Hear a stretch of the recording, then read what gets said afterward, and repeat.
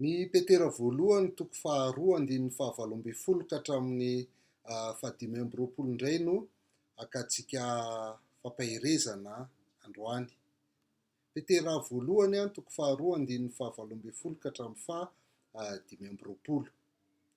Ianareo mpanompo, manekeny tomponareo amin'ny fahatahorana rehetra, tsy ny tsara sy ny malemy fanahy ihany fa ny saro-poko, fa fahasoavana ny fitondrana elo sy fandeferana amin'ny tsirariny noho ny fieritrretana ny amin'Andriamanitra. Fa inona ny laza raha toa ka pohana noho ny fahadisoana ianareo ka miaritra an'izany? Fa raha toa ka manao sokosa ianareo ka mitondra fahoriana sy miaritra dia fahasoavana eo anatrehan'Andriamanitra izany. Fa ho amin'izany ny antsoina anareo, fa Kristy aza nijaly hamonjy ianareo ka namela fianarana ho anareo mba hanarahanareo ny diany, izay tsy nanota akory sady tsy nisy fitaka teo am-bavany. Raha nitevatevaina izy dia tsy mba nanevateva, raha nijaly dia tsy nandrahona fa nanolotra ny raharahany ho amin'ny mpitsara marina. Ary izy mitondra fahotantsika teo amin'ny tenany teo ambonin'ny hazo, mba ho faty amin'io tsika fa ho velona amin'ny fahamarinana, ary ny dia kapoka taminy nanasitranana anareo. Fa efa nanito ny ondry ianareo, nefa ankehitriny dia efa niverina ho amin'ny mpiandry sy mpitandrina ny fanahinareo. Izay indray zany no hojerentsika amin'ity anio ity. Raha zaraintsika izay dia ny jerentsika voalohany ao anatiny dia hoe inona ny tokony hatao eo anatrehan'ny tsirariny. Zay no jerentsika voalohany ny andin'ny fahavaloambin'ny folo ka hatramin'ny faharoapolo no mijeren'izay tokony hatao eo anatrehan'ny tsirariny izay. Ary ny tapany faharoa dia hijery amin'izay tsika hoe inona ny hery hahafahanao mahavita n'ilay zavatra tokony hataonao eo anatrehan'ny tsirariny izay, manomboka eo amin'ny andininy faha-raika amby roapolo ka hatramin'ny fahadimy amby roapolo no ahitantsika an'izay. Dia hita amin'ny voalohany ary tsika izany tonga dia le hoe inona ny tokony hatao eo anatrehan'ny tsirariny izay mahazo anao. Ny andininy fahavaloambin'ny folo dia miteny an'izao hoe ianareo mpanompo, manekeny tomponareo amin'ny fahatahorana rehetra, tsy ny tsara sy ny malemy fanahy ihany fa ny saro-poko. Eto zany izy rehefa niresaka ny amin'ny fifandraisany isan-karazany eo amin'ny fiarahamonina izy, ny eo amin'ny mpanjaka, ny eo amin'ny samy kristiana sy ny rehetrarehetra tany aloha, dia eto izy miresaka ny amin'ny mpanompo sy ny tompo.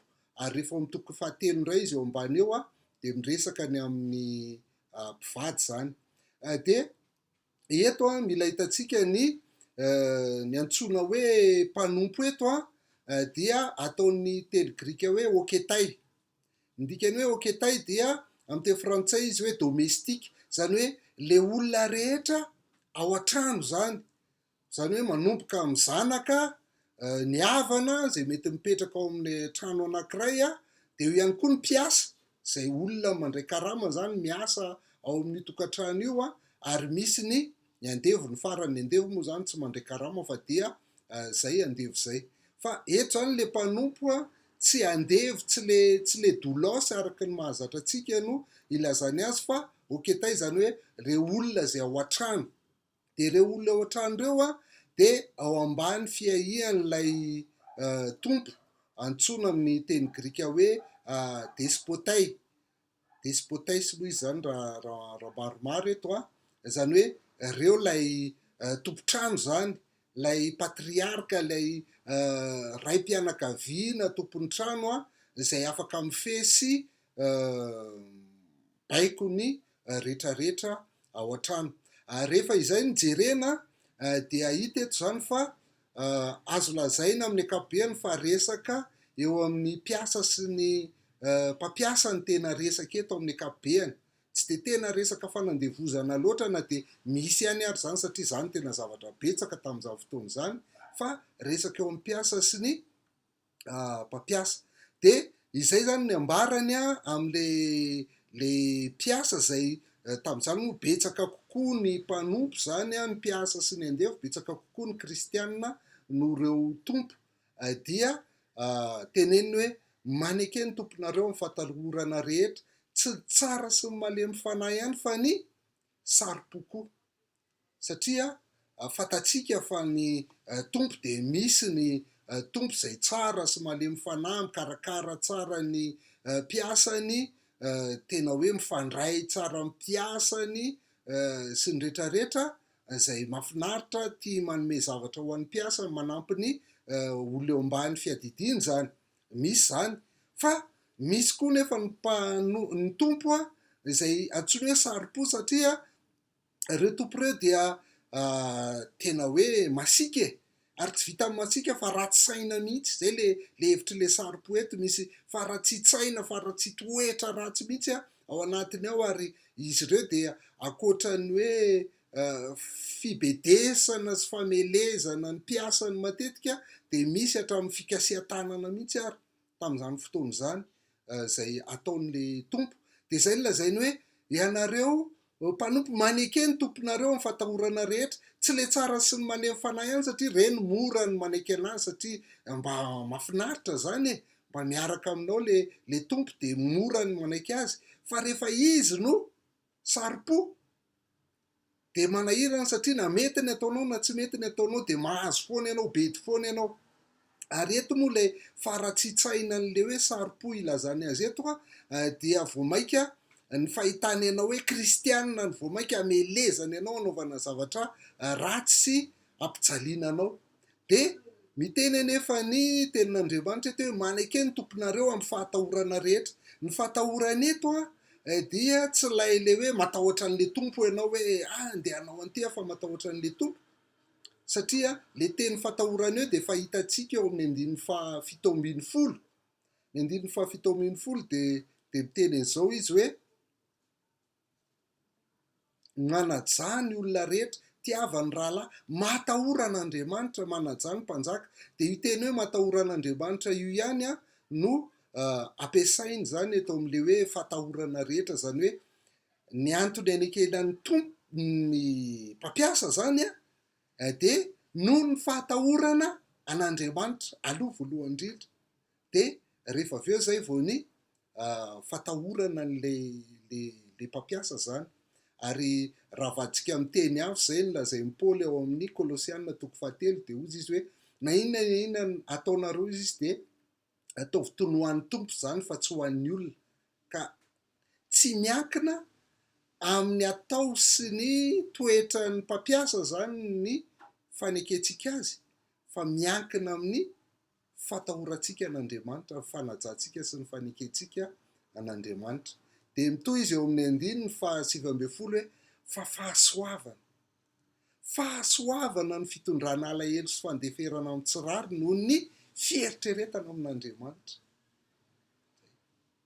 Zany hoe eto zany dia mitondra alahelo, voatery mandefitra, voatery manaiky amin'ny tsirariny ianao, satria ny antony anaovana an'izay dia noho ny fieritreretanao ny amin'Andriamanitra, noho ny conscience pour Dieu ozy izy amin'ny teny frantsay. Zany hoe hitanao fa Andriamanitra ny atahoranao kokoa, Andriamanitra ny ekenao kokoa, dia tsy voatery manao an'le zavatra iriny sy tian'ilay tompona ho atao ianao zany. Ohatra hoe asainy mandainga, asainy mangalatra, asainy manova ny ino moa zany, manova ny chiffre izay mety atao isan-karazany ireny, asainy manao kolikoly, dia noho ny fieritreretana amin'Andriamanitra dia tsy manao an'izay ianao. Dia rehefa tsy manao an'izay ianao dia bedin'ilay mpampiasa, satria tsy azo ny volany sy ny rehetrarehetra. Dia izay le hoe alahelo sy fandeferana amin'ny tsirariny, dia fahasoavana zany ozy izy Petera, fahasoavana zany. Amin'ny Baiboly mahazatra antsika izy dia zao no lazainy hoe izao no ankasitrahana raha misy olona mitondra alahelo ka mandefitra ny tsy marina noho ny fieritreretana amin'Andriamanitra, dia ankasitrahana. Zany hoe tsy ankasitrahan'ny mpampiasa anao ianao, satria tsy manao le tiany atao amin'ny mahakristiana anao, tsy manao le zavatra tsy mety. Na ihany koa ianao mety manao ny asanao amin'ny ankapobeny, fa rehefa hitany hoe kristiana ianao dia asiany ho azy toa dia ampijaliany ho azy. Zay le hoe tondra alahelo sy fandeferana amin'ny tsirariny, tsy marina. Tsy tokony ho bedy ianao fa dia bedy fotsiny na mahakristiana anao, na mahakristiana anao dia tsy mety hanaovanao le zavatra tsirariny.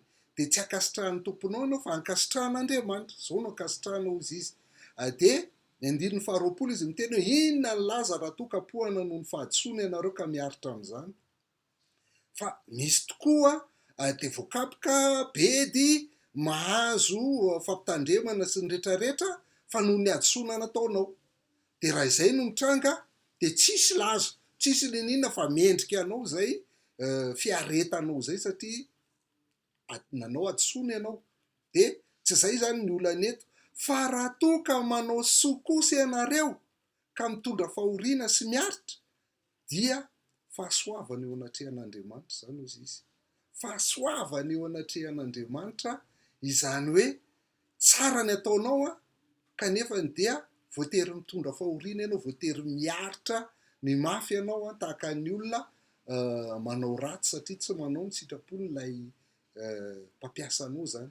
Amin'ny Baiboly mazatra antsika izy de zao ny ilazany azy eo amin'ny andininy faharoapolo io hoe fa inona ny laza raha tahiny kapohana noho ny fahadisoana ianareo ka mandefitra amin'izany, fa raha tahiny manao soa kosa ianareo ka mitondra fahoriana sy mandefitra de izany misitrak'Andriamanitra.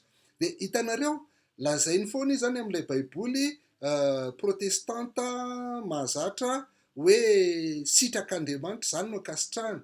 Fa amin'ny dika teny nanoratan'i Petera azy sy amin'ny Baiboly protestanta fantsiana fahenina de lazainy hoe fahasoavana zany, karisy, grasy, fahasoavana zany. De misy zavatra anankiroa ny ilazany azy eto. Lay taloha zany de manao an'izao hoe rehefa mahavita an'izany zavatra izany ianao de akasitrahan'Andriamanitra, mahavita miaritra ianao nefa ny tsy nanao ratsy de akasitrahan'Andriamanitra ianao, zany hoe ny vokan'izany lefa akasitrahan'Andriamanitra. Fa lay nilazan'ny Petera azy kosa, lay karisy, le fahasoavana de zao hoe ny hahafahanao mahavita manatanteraka an'izany de fahasoavana. Zany hoe tsy misy olona mahavita an'izany hoe ianao manao tsara, ianao manao mety de ampitondrana fahoriana amitsirariny, tsisy anaiky an'izany. Raha amin'ny maha-olombelona tsisy manaiky an'izany, fa matoa ny olona anankiray mahavita an'izany de fahasoavana zany. Fahasoavana eo anatrehan'Andriamanitra zany hoe avy amin'Andriamanitra zany, Andriamanitra no manome anao an'izany hery zany ahafahanao mahavita miaritra zavatra tsy nataonao, tsara ny nataonao nefany ratsy ny avalin'le olona anao. Ary eto ny tena tsindriana zany le manao soa io. Raha toa ka manao soa kosa ianareo, raha tahiny manao soa kosa ianareo, zany hoe ianao soa no nataonao fa fahoriana ny vokatra izay, fandeferana ny vokatra izay, fiaretana ny vokatra izay, dia fahasoavana zany, fahasoavana avy amin'Andriamanitra zany. Ary io le manao soa io de tsindriny foana eto amin'ity Petera voalohany toko faharoa ity, any amin'ny andininy faharoa ambin'ny folo izy de efa miteny an'izay hoe aoka ho tsara ny fitondrantenanareo amin'ny jentilisa tanareo. Aoka ho tsara ny fitondrantenanareo amin'ny jentilisa mba ho eo amin'izay anendrikendrehany anareo indrindra ho mpanao ratsy no ahitany ny asa tsara ataonareo ka hankalazany an'Andriamanitra amin'ny andron'ny famangina. Zany hoe na de endrikendrehana mpanao ratsy ary tsika kristianina, na de ampijaliana ary amitsirariny tsika kristianina, de miteraka mety ahatonga olona ho ao amin'ny Kristy zany zavatra ataontsika izany. De zay le hoe manao soa, manao tsara fitondrantena. Ny andininy fahatelo ambin'ny folo sy fahaefatra ambin'ny folo, ary noho ny tompo de maneke izay rehetra voatendrin'ny olona, na ny mpanjaka satria ambony izy, na ny mpanapaka satria ny irahiny amaly izay manao ratsy izy, fa ho mpidera izay manao tsara. Itanareo eto, mpidera izay manao tsara, reny mpitondra rehetrarehetra izay misy zany, na mpanjaka na mpanapaka na filoham-pirenena na lehibean'ny fokontany na maire na inona, dia mpidera izay manao tsara, de asainy manao tsara ny kristianina. Ny andininy fa dimy ambin'ny folo sy fahaenina ambin'ny folo, fa toy izany ny ho sitrapon'Andriamanitra ka ampanginanareo amin'ny fanaova-tsoa ny tsy fahalalan'ny olona adala, fa olona afaka ianareo nefa aza mitondra ny fahafahanareo ho fanaronana ny ratsy fa ho toy ny mpanompon'Andriamanitra. De asainy manao tsara foana zany ny kristianina, asainy manao tsara foana ny kristianina, na endrikendrehana, na ampijaliana amitsirariny, na asiana fotsiny amin'izao a mahakristiana anao na amin'ny anao tsy mety manao ny ratsy. De ny fahafahanao manao an'izay nefa de lazainy Peterety hoe fahasoavana zany. Zany hoe fanomezana maimaim-poana omen'Andriamanitra anao a na de tsy mendrika an'izany ary ianao, zay le fahasoavana avy amin'Andriamanitra zany. De eto zany no mipetraka hoe ahoana raha ny fomba azahoantsika an'io fahasoavana io, de zay no idirantsika amin'ny tapany faharoa, ny fomba andraisana an'io. De eto indray tsika ny fomba andraisana ny fahasoavana de tsy misy afa-tsy ao amin'ny Kristy ihany e. Kanefa raha mijery an'i Kristy tsika ao amin'ity Petera voalohany toko faharoa andininy fahavalo amby folo ka hatramin'ny fahadimy amby roapolo ty a, de hitantsika teo aloha zany lay Kristy tompo, lay Kristy mibaiko antsika hoe mandeferana de tsy rariny ary, miaretana de tsy rariny ary ianareo. Grave zany a, zany le baikon'le Kristy. Fa soa ihany io Kristy io fa tsy tombo fotsiny, fa mahafinaritra ny Kristy io koa amin'ny andininy faraka amby roapolo ka hatramin'ny fahatelo amby roapolo de modely ihany koa izy io. Mamodely azy de zao hoe zavatra teneniny a de hataony. Zay ny mahafana azy amin'ny mpampianatra rehetra, izy a zay teneniny de hainy, vitany manao azy. De Kristy modely ihany koa izy io. Ary amin'ny tapany fahatelo andininy fahaefatra amby roapolo ka hatramin'ny fahadimy amby roapolo farany a, de tsy vitan'ny modely fotsiny Kristy io fa mpamonjy ihany koa. De ao amin'ny Kristy ihany no ahafahantsika manana fahasoavana, ahafahantsika miaritra an'izany hoe ninona nataon'ny patron anao amin'ny mahakristiana anao, de vitanao ny miaritra an'izany ary ianao de manao soa sy miasa tsara, manao tsara ny asanao hatrany. Fahasoavana izany rehetrarehetra zany. De andao jerentsika raha le Kristy modely andininy faraka amby roapolo ka hatramin'ny fahatelo amby roapolo hoe fa ho amin'izany no niantsona anareo, fa Kristy aza nijaly hamonjy anareo ka namela fianarana ho anareo mba hanarahanareo ny diany, izay tsy nanotakory sady tsy nisy fitaka teo am-bavany. Raha nitevatevaina izy de tsy mba nanevateva, raha nijaly de tsy nandrahoana fa nanolotra ny raharaha ho amin'ny mpitsara marina. Zay. Natsoina ho amin'izany mihitsy ntsika, natsoina ho amin'ny fahoriana, amin'ny fijaliana, amin'ny tsirariny isika kristiana. De eto izy nilaza fa Kristy namela fianarana ho anareo. Le mamela fianarana eto a de tahaka ny olona zay mampianatra manoratra, any mpianatra zany a, de ahafahana mampianatra manoratra ny mpianatra dia manao sorakaliana tsara zany le mpampianatra, manoratra tsara eo amin'ny taratasy, manao sorakaliana, dia mametraka taratasy eo amboniny le mpianatra de mandika an'iny ohatran'le mandika amin'ny kalika reny.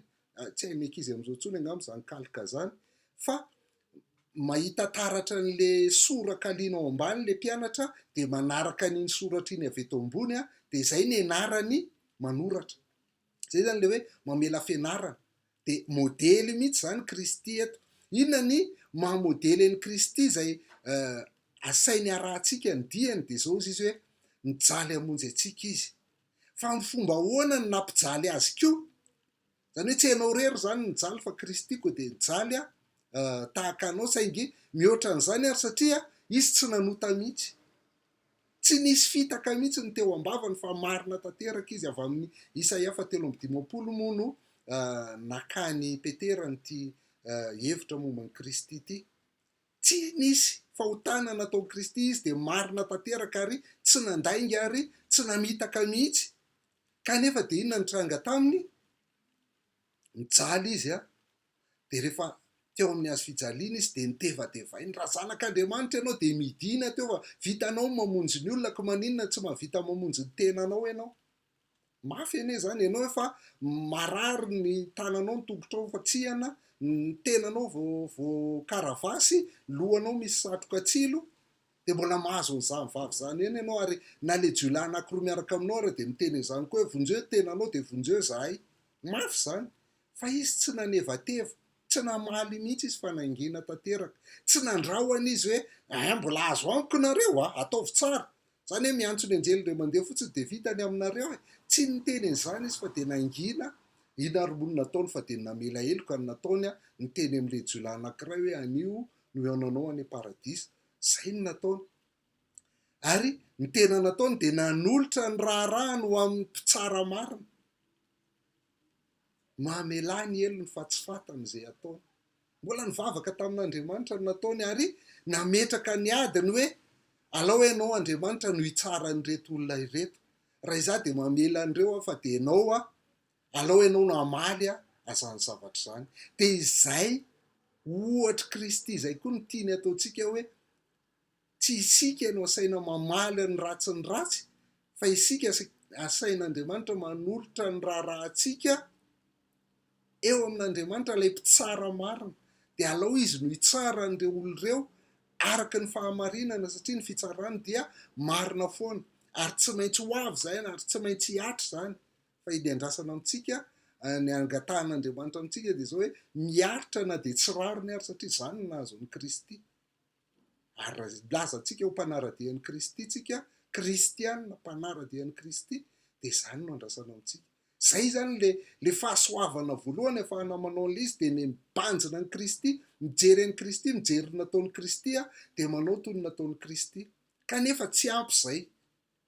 Fantatro fa fantatsika izany rehetrarehetra fa tsy vitantsika ny aritra ny mafy rehefa ataon'ny olona, fa menimenina ihany tsika, na migrevy tsika, na mirevolte tsika ozy ny fiteny mahazatra, fa tsy zakatsika izany.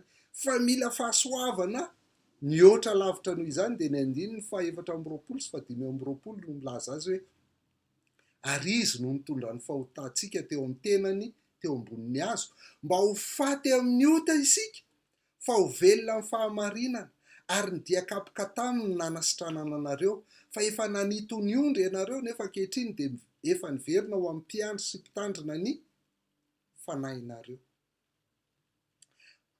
Eto indray zany dia mijery an'ilay Kristy mpamonjy sika. Inona le mampamonjy azy? Dia zao, nahafatesany teo amin'ny hazo fijaliana, dia tsy vitany hoe nijaly fotsiny izy na dia tsy nanota ary, fa nitondrany fahotantsika mihitsiny. Izany hoe izah, ianao no tokony nofantsihana sy nombona teo amin'ny hazo fijaliana, ary novonoana teo amin'ny hazo fijaliana no fahotantsika. Saingy Jesosy Kristy no nisolo antsika, nitondra ny fahotantsika teo amin'ny hazo fijaliana, ary teo amin'ny tenany mihitsy nitondrany an'izany. Tsy hoe zavatra virtuel, fa teo amin'ny tenany, tena niatra tamin'ny ainy mihitsy no nitondrany ny fahotantsika izany. Inona ny tanjon'izany rehetrarehetra izany? Dia ozy izy hoe mba ho faty amin'ny ota isika, fa ho velona amin'ny fahamarinana. Io le izy izany. Ndikany hoe raha mino an' Jesosy Kristy ho tompo sy mpamonjy ny fiainanao ianao, dia misy fiantraikany eo amin'ny fiainanao izany.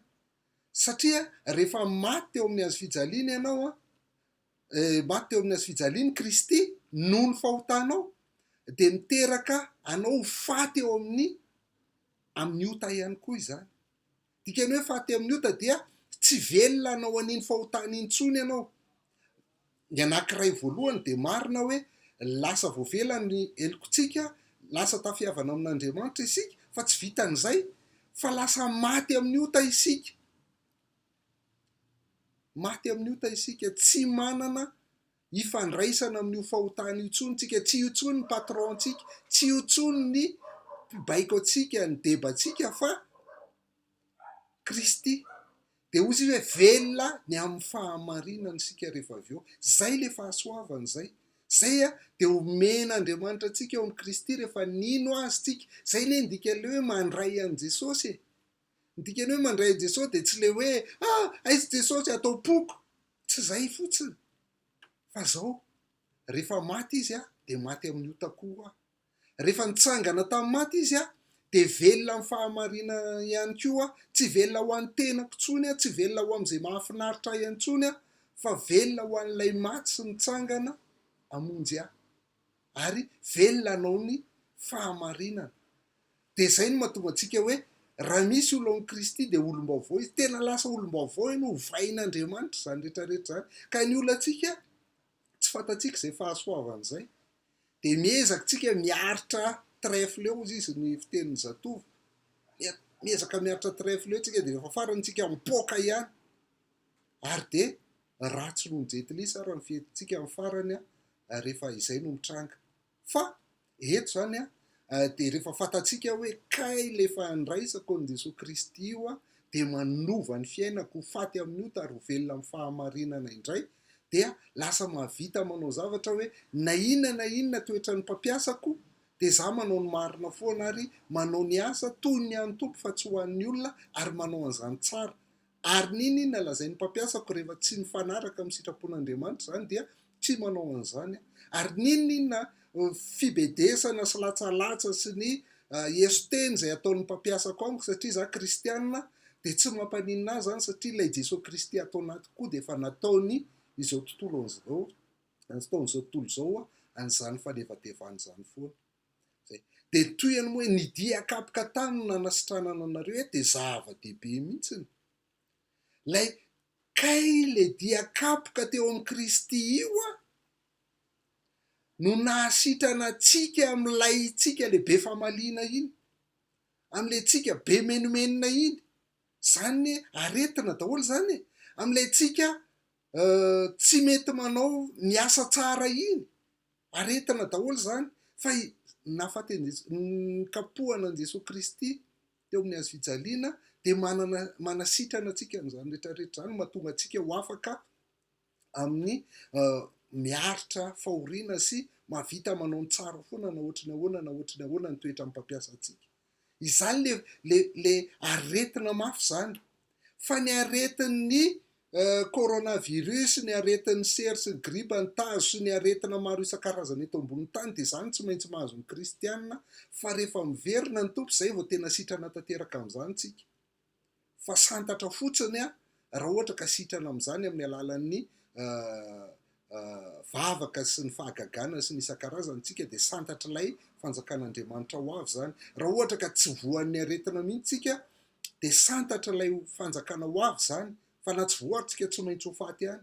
Fa rehefa miverina ny Kristy zay tsika vao tena sitrana. Fa ny fanasitranana tena andrasany eto de isika lay velona amin'ny fahamarinana. Jereo tsara fa mila mijery, zay le hoe mila mijery contexte foana tsika. Miteny izy eto ambony hoe mba ho faty amin'io tsika fa ho velona amin'ny fahamarinana, de eo ambany izy miteny hoe fa efa nanito ny ondry ianareo. Tanareo ireo le aretina zany, ny fahotantsika, la isika mania mandeha amin'ny fisainatsika sy ny lalantsika fa tsy ny sitrapon'Andriamanitra tahaka ny ondry mania. Ireny le aretiny reny, ary reny la insitran'ny Jesosy Kristy tamin'ny dia kapoka nahazo azy teo amin'ny hazo fijaliana zany. Dia tsika rehetra ozy izy de nanito ny ondry Isaia 3:20 foana no naka I Petera an'io. Nefa ankehitriny de efa niverina ho am-piandry sy mpitandrina ny fanahintsika sika. De eto zany mipetraka tsara mihitsy le miverina eto de io mihitsy le hoe conversion. Dikany hoe conversion na miverina de mitodika, manao todika-ivoho, manao 180 degré. Raha nitodika tany tamin'ny fahotana teo de mitodika ary amin'ny fahamarinana zao. Zay lay miverina. Nanakany amin'ny fahotana sy nania arak'izay nahafaly teo de zao miverina amin'ilay mpiandry sy mpitandrina ny fanahy. Amin'ny teny frantsay mpiandry sy mpitandrina io de ozy izy hoe berger et gardien de votre âme. Teto miverina tsara mihitsy ilay nresantsika tamin'ny heriny zay nanatrika an'iny toriteny iny hoe izay le mpiandry. Lay mpiandry Jehovah ny mpiandry de berger, ary le berger de ny fanahintsika ny tena andrasany sy ambenany tsara. Ka io fanahintsika io rehefa ambenany, io no mandrakizay io. De io vao ambin'Andriamanitra tsara. Ka na ahoana eritreretintsika hoe miambina ve izy eto, na ahoana ny fomba fiambenany atsika eto ambonin'ny tany na tsia, de ampahany mandalo fotsiny ihany reny zavatra iainantsika eto reny. Fa rehefa ambenany tompo fanahinao, arovany mandrakizay ho anazy hatrany an-danitra, dia voary foana ianao, tiany foana ianao, zanany foana ianao, ary tsy misy maharombaka anao eo an-tanany. Resaka ondry koa izy eo amin'ny Jaonina 10 de zay ny resahany, resaka mpiandry hoe tsy misy maharombaka antsika eo am-pelatanan'ny lay mpiandry tsara, fa izy dia miandry sy miaro antsika mandrakizay. Raha fitiantsika ary zany rehetrarehetra zany dia zao: anisan'ny tena mahakamo ny mandeha miasa dia ny fisian'ny pression any am-piasana, ny fisian'ny gidragidra lava any am-piasana, ny fisian'ny fibedesana sy ny fanenjehana any am-piasana amin'ny mahakristiana ny tena. Ary mahatonga ny tena indraindray ka miasa na hanao tontony asa, na ihany koa hanao zavatra tsy mety tahaka an'izao tontolo izao, tahaka ny hoe manao kolikoly, mangalatra, mandainga, tsy mamita tsara ny asa sy tahaka izany. Fa eto ny Tenin'Andriamanitra dia mitaona antsika mba hanao soa, hijoro amin'ny mahakristiana antsika amin'ny fanaovana tsara, ny fitondran-tena tsara, amin'ny fanaovana asa tsara. Ary na inona ataon'ny olona ho valin'izay, na fanenjehana, na akamely, na ratsy, na inona, dia asain'ny Tenin'Andriamanitra miaritra amin'ny tsirariny tsika.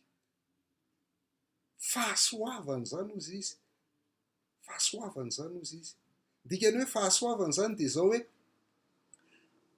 rehefa mibanjina an'i Jesosy Kristy ianao dia mahita modely fa kay le Jesosy Kristy inonao io koa dia mijaly tamin'ny tsirariny tahaka anao, dia manaraka ny diany fotsiny ianao amin'izay. Fa tsy vitany hoe modely fotsiny io Jesosy Kristy io, fa mpamonjy ihany koa, satria maty hamonjy antsika, maty no fahotantsika io, ary nanova antsika. Izay le fahasoavana.